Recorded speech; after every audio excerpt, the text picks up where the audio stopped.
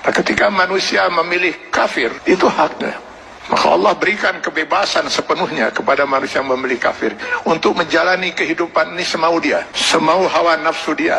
Allah berikan kebebasan sepenuhnya. Silakan baca di dalam Al-Quran atau di dalam hadis Rasulullah SAW. Tidak akan pernah kita temukan satu ayat, satu hadis di mana Allah mengatur kehidupan orang kafir. Orang kafir diberi kebebasan sepenuhnya, mau berbuat apapun di dunia ini. Tinggal dia harus menanggung resiko pilihannya itu di akhirat nanti. Tapi kepada mereka yang memilih beriman, hilang sudah kebebasan ini sepenuhnya.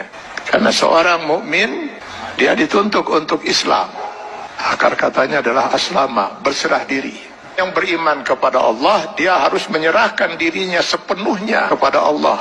Sepenuhnya dia siap untuk diatur hidupnya oleh Allah Subhanahu wa taala.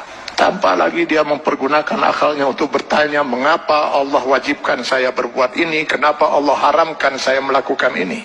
Kalaupun pertanyaan itu muncul dalam dirinya, maka keimanan dia akan menjawab, saya lakukan ini karena Allah perintahkan, dan saya tinggalkan hal ini karena Allah melarangnya. Itu jawaban seorang mukmin. Dia tidak akan berusaha mencari ilah hukum, alasan hukum, apa manfaatnya, apa hikmahnya. Karena keimanannya akan mengatakan, semua yang diperintahkan Allah pasti ada manfaatnya.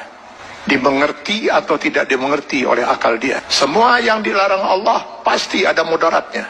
14 abad umat Islam tidak pernah mengerti bahwa dalam daging babi itu terdapat cacing pita. Cacing pita baru ditemukan di akhir abad 18 Masehi. Apakah umat Islam selama 14 abad itu makan daging babi? Tidak. Setiap yang dilarang oleh Allah pasti ditinggalkan oleh seorang mukmin. Maka seorang mukmin harusnya siap untuk mengislamkan dirinya secara penuh, secara utuh, secara kafah. Maka kepada orang yang memilih beriman itu Allah menyeru, ya ayyuhalladzina amanu dukhulu fis-silmi kafah. Kalau memang kalian memilih beriman, masuklah ke dalam Islam itu secara kafah, secara utuh. Mengislamkan diri kita setiap detik, baik dalam hubungan hablum minallah maupun hablum minan nas. Itulah sebabnya Allah menurunkan 6.666 ayat Al-Quran, yang sebagian dari ayat Al-Quran ini dijelaskan oleh kurang lebih 5.000 hadis Rasulullah SAW. Kenapa harus Allah turunkan ribuan ayat Al-Quran dan ribuan hadis ini?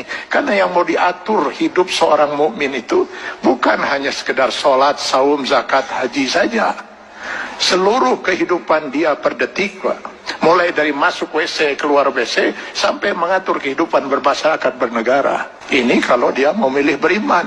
Kalau tidak mau diatur hidupnya, jangan milih beriman, milih kafir. Pada orang-orang yang berfaham sekularisme, liberalisme, yang ingin memisahkan agama dari kehidupan, saya sering mengatakan, kenapa repot-repot harus menolak sebagian aturan Allah? Pilih kafir, Anda bebas sebebas-bebasnya. Kalau memilih beriman, sudah hilang kebebasan itu. Dan pilihannya hanya satu di antara dua. Memilih kafir atau memilih beriman. Memilih beriman konsekuensinya kita sudah harus Islam. Mengislamkan diri kita, menyerahkan sepenuhnya diri kita untuk diatur hidup kita oleh Allah Subhanahu wa taala. Karena itu setiap orang mukmin sadar betul bahwa selamat tidaknya dia termasuk orang yang ditangisi oleh tidak oleh Rasulullah SAW.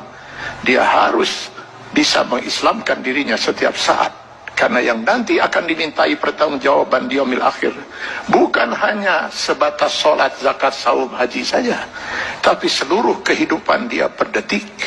Mudah-mudahan ini bisa menjadi bahan muhasabah bagi kita semua. Kita islamkan diri kita secara kafah dalam batas kemampuan yang mampu kita lakukan. Karena Allah tidak akan menuntut kita di luar kemampuan kita. Semoga kita bukan termasuk orang yang ditangisi oleh Rasulullah SAW.